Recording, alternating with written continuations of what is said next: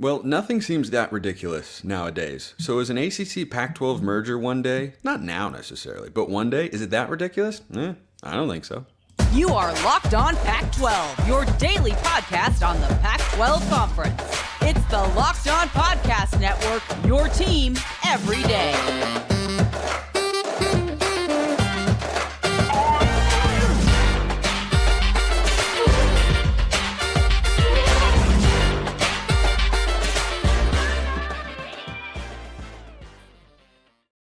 Welcome, everybody, to another episode of Locked On Pac-12. I'm your host, Spencer McLaughlin. Thank you so much for making this your first listen or your first view of the day, part of the Locked On Podcast Network, your team every day and your number one source to stay up to date with our media rights-free and beloved Conference of Champions. Like, comment, subscribe, rate, review, please and thank you wherever you listen to or watch this show, which today is brought to you by Birddogs. Go to birddogs.com/LockedOnCollege. When you enter the promo code LockedOnCollege, they'll throw in a free custom Birddogs Yeti style tumbler with every order. And I'm thrilled to be joined today on the show by Candace Cooper, the host of Locked On ACC. We're talking about the Atlantic Coastal Conference. And Candace, you and I were talking before we came on to record the show. If LIV and the PGA Tour can get together and merge, heck, one day in a foreseeable, semi-realistic world, an ACC Pac-12 merger of some sorts is not the most ridiculous thing on planet Earth anymore, is it?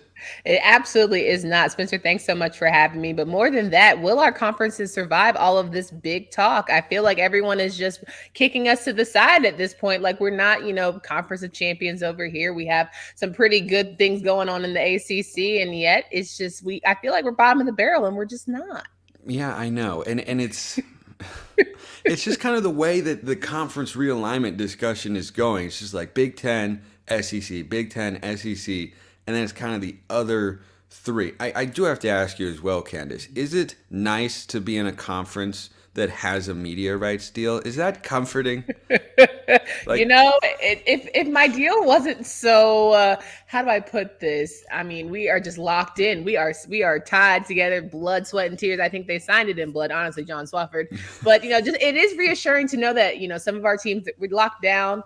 I know you're trying to have all these reemergents trying to, shy away and get away from us, but you're here. You're tied to us. The bond is great. So I would say that's nice, but it's a little stressful when it's the constant complaining, which it seems to be as of late. Well, I mean, that's all that, anybody does in the world now. It's like, yeah, this isn't good enough. We gotta make it better. We can't just appreciate what we've got. We can't just keep college football status quo as is. Fundamentally, we have to alter the ground underneath our feet and such. But let that be a lesson for all you Pac-12 fans out there who really want a media deal. Sometimes, if the deal's no good, you're just going to end up wanting out of it anyway. So that there's the upside to it. That's as positive of a spin as I can put on the situation right now. But I want to get into what the details could look like of an ACC Pac-12 merger, partnership. I don't find it out of the realm of possibility, but the biggest thing that comes to mind, Candace, I think are two things. Number one, the volume of teams that you would have, and I have an idea about that some particular fans might not enjoy that I'll get to later. But the second one is the logistics of it. And my understanding at this point from the Pac-12 side has been that's kind of a holdup there. And we've seen presidents and athletic directors still continue to talk about that stuff and say, yeah, logistics are going to be tough for USC and UCLA in the Big Ten. Is that a hurdle that you feel could be overcome if this were to come to fruition?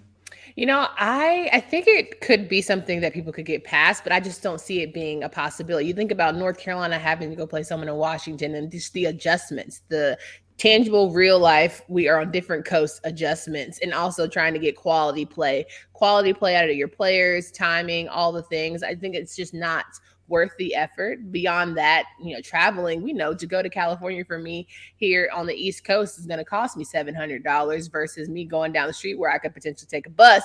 Like there's no bus option, which I think is something that, you certainly consider when trying to merge teams and trying to get commercial flights and charter planes for football programs. It's just a lot having to feed all those people and make sure these are you take the reason why the NBA, NFL take trips and they stay out a little bit longer during their West Coast visits or all of the things because because they know tangibly it's a little more expensive if you got to go play the Sacramento Kings and then the Los Angeles Lakers. If you're, a team like the Chicago Bulls, like you got to make it work for you. So I think it's like logistics will always be the hurdle.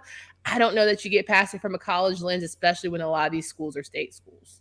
And the other thing too is whatever, and this goes for any realignment conversation that you're going to have. If you're talking about, making a geographical change, that has to be a factor there, right? Like USC and UCLA are going to be spending much more on travel because there are more than two sports in a university athletics department. Crazy, yeah. It's easy to forget that, but football and men's basketball are not the only sports that exist. Yeah. They are the ones that are bringing in the lion's share of the money for these departments and whatnot, but expenses exist elsewhere. So, I've talked about that in the context of, schools potentially going to the Big 12, is if your travel is $3 million more expensive, suddenly a $5 million bump in the media rights, money that gets kicked back to you from the conference isn't quite as appealing because it's like, well, really, that's $2 million. Okay, but that $2 million doesn't actually go just to the football. That's going to the athletic department. Right. So you're talking about kind of a minuscule amount in that sense. But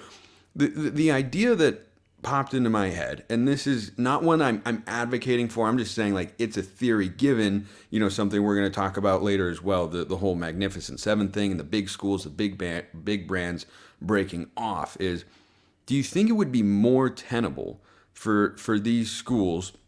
There would be legal hurdles, obviously, as the ACC, and I'm sure you've talked about on your show quite a bit over the last couple of months. But what about that concept of just the big brands, the big schools kind of breaking off and going to do you think that would make it more appealing for these conferences to really, really work together one day and try to, merge, form their own league or something crazy like that? I definitely think that it would be more appealing. It's certainly more sexy when you talk about the big brands, you talk about the revenue sports, of course, but as you mentioned, the non-revenue sports and a lot of programs here in the ACC, some of the best things they have going for them is their non-revenue sports. And so it's hard to convince, a NC State tennis team that they need to go out and play a Washington tennis team just because, and things like that, of that nature. But beyond that, I really feel as if, the ACC is in a position where they have but so many big name brands that could carry weight right now from how they're doing from a actual tangible W's and L's standpoint. Like we're not rolling in the championships right now. So I'm not trying to say, like, I'm not saying we can't bring it back to surface, but we don't have the right leverage in order for that big brand positioning. Like our Miami team is still holding on to the 90s, right? Our FSU team, they haven't won since Jameis Winston. So it'd be interesting to see if people actually want us. Like I get it. In theory, sure,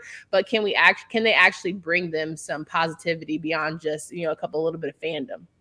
Yeah, and I think there is an appeal. I'm sure there are power brokers in college sports and athletics that would look at the prospect of a conference that features Clemson, Florida State, Miami, North Carolina, Duke, Oregon, Washington, Stanford, Cal, maybe Utah or somebody like that, and just kind of consolidate like that. It would be very much in step with what is just happening in the world of sports, which is if you're not being aggressive, then you're going to be on the defensive, and soon you're going to be looking at possible extinction maybe, or just ceasing to exist because you don't keep up and stay competitive with those times. But we've got more questions to answer with that, and I want to ask you about the so-called Magnificent Seven as well, and kind of what went down there. Not sure how many Pac-12 fans are aware of all that sort of stuff. Also not sure how many of you are aware that Birddog shorts are fantastic. They make you look good. They make you feel good. They're super stretchy. They're super comfortable. They're easy. Their versatility is maybe their best quality. You can wear them on the golf course, wear them on a hike, riding bikes, walking, jogging, something in between walking and jogging. If that's kind of your vibe, you can wear them swimming, whatever you want. Birddog stretch khaki shorts are designed to fit slimmer through the thigh and the leg by giving you a truly sculpted look. Birddog shorts do the exact same thing as Lululemon, but they fit way better, and they are super crazy comfortable. They fit way better than regular shorts that are made of a stiff, restricting cotton. Birddogs uses anti-stink sweat wicking fabric that keeps you cool and dry all day long. Go to birddogs.com/lockedoncollege. Enter promo code lockedoncollege for a free Yeti-style tumbler with your order. That's birddogs.com/lockedoncollege for a free Yeti-style tumbler. You won't want to take off your bird dogs all summer long. We promise you they are that comfortable. All right. That's what we call the second segment sip, to make sure my voice and my mouth don't give out as we as we do the show. But on a potential merger idea, this all stems from a question sent in by Eric, by the way. Don't have to read the whole thing, but if you ever want to be a part of the mailbag, you all know YouTube comments, or hit me up on Twitter at Smalls_55 or at LO_Pac-12.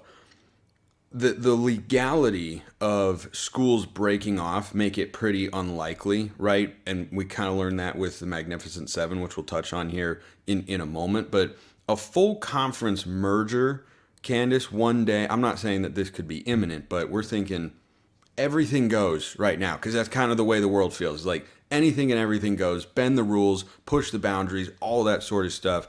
You have 10 teams currently in the Pac-12. You might have 12 soon.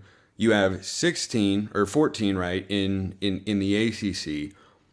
A 24-team conference. I mean, schedule-wise, branding, matchups, depth of quality teams, it to me, it seems like it would be a fun idea, and certainly it would be a competitive conference that would ensure that they would stay relevant going forward. It's just a matter of, can you do that for the very first time? Because we have not seen conference-wide mergers before. Yeah, absolutely. I think that, like, at the end of the day, when you, in theory, it's all fun, right? We talk about all of these scenarios and anything can happen, but, you know, we do get back to the legalities of it. And ACC, it really has no leverage to try and dance with anybody, because our grant of rights deal is till 2036. We definitely have, there's penalties, 9-figure penalties, if you decide that you want to even dibble dabble. If the lawyers couldn't figure it out by now, you know, I think there's no figuring it out necessarily. Beyond that, even when you do leave, let's say, for instance, you find $120 million, you got to still have your home games given to ESPN. So it's not that exactly the sexiest, like, let's find an out.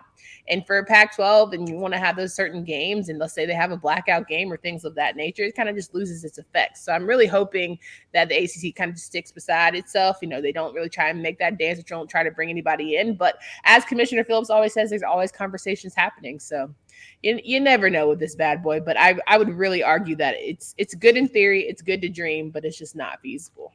Yeah, I think the feasibility of it is, you know, sketchy at best. I also thought a Live PGA Tour merger was impossible, would never happen, we'd never see it, and here we are, and that's why we're talking about this on today's show. Because, fair point. I mean, I think you could have some really fun matchups, most notably Oregon and Miami, of course, because of the Mario Cristobal factor. But I mean, absolutely, just from a brand standpoint, right? Like, you have a sufficient number of brand, like, let's say hypothetically we are incorrect in our assessment, and the grant of rights ends, or the ACC as we know it comes down, and then they merge with the remaining Pac-10 teams, and they form a 24-team super conference. There is no world in which there aren't enough brands to be highly competitive, highly relevant, highly valuable, and in terms of how the details would get worked out from the television side, that would be for network executives and for commissioners to kind of look into on that front, and they have to figure that sort of stuff out. I'm glad it's not me, because it'd be wildly complicated. But yeah, if you're talking about a power move that both conferences can make, Candace, I don't think there's another one on either side. The Pac-12 is still looking for a media rights deal. The most likely additions are San Diego State and SMU, who I like the prospect of adding them, but that's not a power move. It's a survival move. Yeah. And the ACC is, trying to stop schools from wanting to go to the Big Ten or the SEC. And there aren't any other power moves that I could foresee, given that the Big 12 has already secured its future. I mean, maybe when their media rights deal comes up, the Big 12s, you try to go after their biggest schools, maybe. But I don't think either conference has any other power moves, aggressive plays really on the table. Well, I also think the problem is that for a lot of the ACC schools, they're a package deal. Like North Carolina and North Carolina State, you got to figure out 1 and 2 from a from North Carolina law, you cannot have one without the other. For Virginia and Virginia Tech, you cannot have one without the other. And so that's when we were talking about Magnificent Seven. Those were included, and you're kind of head scratching like NC State. Why would you, figure like you have any chess moves in this bad boy? So curious if Pac-12 has any of those type of deals with their respective state schools like Oregon State, things like that. Because for me, I'm telling the ACC, you're not playing with the right set of cards because you're having to drag behind a couple of those who you would love to just leave behind. Yeah, and I know that there are some laws that have been written on that sort of stuff. I think there's actually a tie between Oregon and Washington as universities. I'd have to double check all that sort of stuff, but it wouldn't surprise me at all because, again, it's really easy to get lost in the weeds in these talks and think about it just as athletic departments, football teams, and basketball teams. It's like, these are universities. A lot of them are publicly funded, meaning they are tied to the state government and they are subject to the laws and regulations hereby written by the state legislature there. And they don't have, unlimited free will, which is a perfect segue into the Magnificent Seven situation. So for Pac-12 fans who are not aware of kind of what went down but then didn't go down there, Candace, just kind of give a summary there of what exactly was happening, what we're talking about. Yeah, it's kind of like the Big Ten, Pac-12, ACC alliance that kind of went down but never really went down. So the ACC had the Magnificent Seven, where there were 7 schools during ACC spring meetings that were flirting with the idea of seceding, like, good old South, seceding from the league, right? So they were telling us that they were up to here. They just needed an 8th team in order to fully become its own league and separate from the ACC completely. So a lot of people were feeling like Commissioner Phillips was up against the wall, pleading with these schools not to go away. It was Florida State, Clemson, and Miami. Then you had North Carolina State, Virginia, and Virginia Tech. And Louisville magically was the 8th team that people said was going to come in and really secede. Not Duke. And so surprise of it is, I don't know if you know about AAU schools. We talked about it on my show yesterday, but Duke, Georgia Tech, North Carolina, Miami, Notre Dame, like those are some of the schools that are part of the AAU. And you have to be a part of the AAU in order to be in the Big Ten. And so that started to bring around the dance of like, okay, but who could really leave? Pitt is another team a part of the AAU. Could they be the ones that, shut everything down, right? And become the one that we didn't see coming and surprise all of us and decide that they want to go to the Big Ten. Kind of makes sense for where they are regionally. But the Magnificent Seven were just a group of ADs frustrated by what's going on. I think in the world of pay transparency, seeing what's in front of them between the SEC and the Big Ten, how far behind they're going to be in the coming years, and they had just really had enough. Now, by the end of the spring meetings, they really just silenced themselves. You didn't hear anything about it. They came out of the meeting saying, we're good, we're happy, all the things that let you know, based on any coach you've ever watched, any, professional politician or anything, that something definitely is afoot. Like something is certainly on the horizon. And I think it's going to be led by, FSU and Clemson, if I would be to guess the 2 schools. But the Magnificent Seven blew a lot of hot smoke, but then ultimately it fizzled away. So was the determination at the end of that those schools did want to either leave to a bigger conference, the SEC or the Big Ten, or break off the ACC as we know it, then establish their own league to kind of give themselves unequal revenue sharing, which happened, by the way, in the Pac-12 in, it was sometime in like the mid 20th century, but a couple of schools unhappy about the revenue sharing component broke off and said, okay, we're disbanding this league, we're going to go form our own, then we're going to invite back the schools that we just left behind because we actually just wanted to get a bigger percentage of the money. But at the end of the day, now it did happen way back in the 50s or something like that, but the ACC schools kind of ran into a brick, probably legal wall on that front. But they were, it sounds like they just needed an 8th school, and they could have just completely torpedoed the ACC, broken off, and formed their own conference. 100% there. It was the latter. I think that what really stopped them was when you really break down the ESPN deal and the fact that there are still a lot of hurdles in terms of what you're actually getting. Like if you take it away, there's no more grant of rights. You still owe the ESPN a lot of your games. And so that made it also less sexy. And I also think there was a team that really just couldn't commit. Even though there was rumors again that it was Louisville, you never really saw that in full, conversations. However, I do think, Commissioner Phillips finally acknowledged the gap. Like before, he had kept trying to dress it up as, oh, well, we'll just grab a Washington. We'll just, tell Notre Dame that we'll finally get together and figure things out. And so I think having him be a little more transparent about understanding that there are needs that need to be met, and maybe having negotiations with ESPN, which I don't see that happening because ESPN has the upper hand. Why would they want to negotiate something that's already in their favor? But I think it was more about the transparency and acknowledgement and figuring out maybe there needs to be a different distribution deal at the end of the day. Yeah, the ESPN factor. I understand the schools who are saying, hey, we want to go and re-up our deal. Because if the ACC were on the market, they would be able to get, I think, probably more, given where they're located, the markets that they're in, brands that they have, than an average or a running average of about $36 million per school per year. I think they could probably eclipse the 40, maybe even the 50 number. I'm not a media executive, but that contract was just negotiated so long ago, and it's locked in for so long that the valuation of sports has just gone up immensely since then. And that was another part of the reason as to why they wanted to kind of get out of there. And look, if they had done that, or if they decide, in a couple of years, hey, we have 7, we actually have an 8th on board, and we want to, break off from the ACC here, I wonder what sort of state the Pac-12 would be in to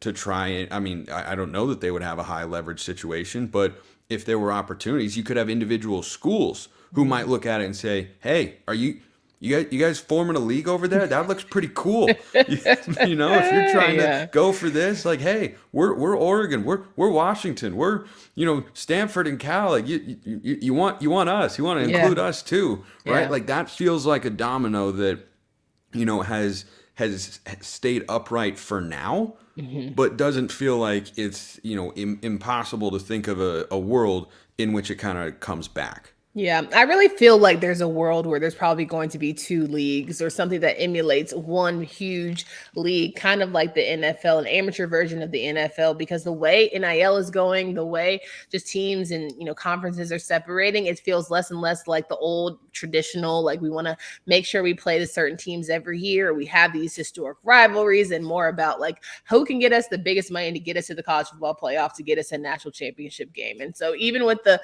college football playoff expanding to 12 teams, right? It's just not as sexy as it was to have those Final Four, figure out who's going to, duke it out and which conference is going to be able to pull from. And so I really envision a world where we're just going to do away with all of this talk, hoopla, and, we're probably just going to give a big FU to the NCAA and try to find our own thing. And that timeline, I think, is more drawn out than some people might think. Everything feels very urgent and quick and fast moving right now, but these deals have been signed. Yeah. So when you talk about, a 2-conference world, I think that is 100% possible in the future. But when I say future, I'm saying like 10 years from now, right. 15, 20, in my lifetime, yes, but not in the near distant future. Last thing I want to talk about today, Candace, is where do these 2 conferences that for different reasons are not in positions of leverage, despite having a bunch of great teams and great fans and, great products to put on television, on the field and whatnot. The ACC is too locked into that deal, and ESPN's not going to renegotiate because they know, looking at the other deals, we have them on the cheap right now, and we're not going to try and do that because that would not make sense from a business standpoint. Pac-12 doesn't even have a deal right now, and us, along with the Big 12, we all kind of feel like we're in defensive mode, just dreading the day where the SEC or the Big Ten decides, we want to just go and get your biggest brands and pull them over here and whatnot. So if you're the ACC and or the Pac-12, do you try and work together to make your conferences as appealing as possible, matchups, scheduling, that sort of thing, to give yourself big games, get TV ratings, draw interest, intrigue, legitimacy, all that sort of stuff? Like, what do you do from here if you're these 2 leagues? Yeah, listen, I think that ultimately, like, it comes down to the X's and O's, right? Especially for your major revenue sports. I think they still have to remain in the conversation and excel and achieve at highest of levels. So you have to me, go into that recruiting space, that NIL space, really make sure all of your schools are fine-tuned with making sure they can offer, these young people who are very much money driven these days, the finest deals, and ensure that they are coming to your schools and they're going to excel and do all of the things that are sexy. Like, it's hard to make sexy a school that you don't know what TV channel they're going to be on, right? It's hard to make sexy a program where you're like, are we going to be an ACC here in the next 5 years? Who knows? Like, it's hard to sell that right now, but I certainly think that, achievement on the field is going to be their biggest way. Recruiting is going to be another, but you also give the matchups of maybe a Miami and Oregon, or you have a home and home. Like, you try and dress up your schedules to be a little more appealing for those who like want to have that on the calendar and maybe attend. And, they bring out crowds. We know that certain Pac-12 schools definitely draw a crowd. We know that certain ACC schools are going to sell up, good or bad or indifferent. So I think that's just going to be one of the really important parts. Yeah, I think that if a merger, as we discussed, is unlikely, though not impossible, I just think, a scheduling alliance on that front. And look, I know we had one with the Big Ten, and then they went back and really, really screwed the Pac-12 in a big way. I get that. Yeah. But now for the Pac-12 and the ACC, I don't think either conference is in a position where they can, just completely submarine torpedo the other league the way that the Big Ten did. And I think creating those sorts of matchups, particularly in college football, of course, would be really, really good. To have Oregon play Miami, to have Washington play, a North Carolina or something, like match up your biggest television draws. I don't see who loses in that outcome. College football fans certainly win across the board. And I think that it can be a tough sell to the schools sometimes, but in the 12-team playoff era, I think you could be, more inclined to see schools willing to schedule tough games because it can help them, but a loss doesn't take them out of the conversation entirely the way that it does now. You'll be able to get in the playoff with 2 or maybe even 3 losses. So I think an ACC Pac-12 alliance, whatever you want to call it, going forward, I think it'd be really, really fun. Yeah, I also think you have opportunities, especially from the basketball lens. You have these Nike Classics, your great point. Different type of classics that they're all trying to dance up these days. And so you certainly could try and bring some of these schools that, have the same sponsorships together and figure out ways to draw crowds and put them in neutral sites and have that bad boy, showing that they can bring out the crowd, they can bring out the fandom and all, and bring out the revenue is certainly something, to split and be like, oh, this has worked out well. See how the logistics came out to be good. So let's figure, maybe we can figure this out for both men's and women's basketball. That also brings out a crowd, and you're trying to, gain leverage in that standpoint. So there's a lot of good brand positioning opportunities for sure. Well, the ACC may have things in the last 10 years like national championships in the 2 major sports and a media deal that the Pac-12 doesn't, but we're not so different after all at the end of the day. Candace Cooper is at Candace D. Cooper on Twitter, host of Locked On ACC, Monday through Friday on YouTube and wherever you get your podcasts. Candace, great to chat. Spencer, thank you for having me. Appreciate everyone listening. I will see you next time, and until then, hope you have a wonderful rest of your day.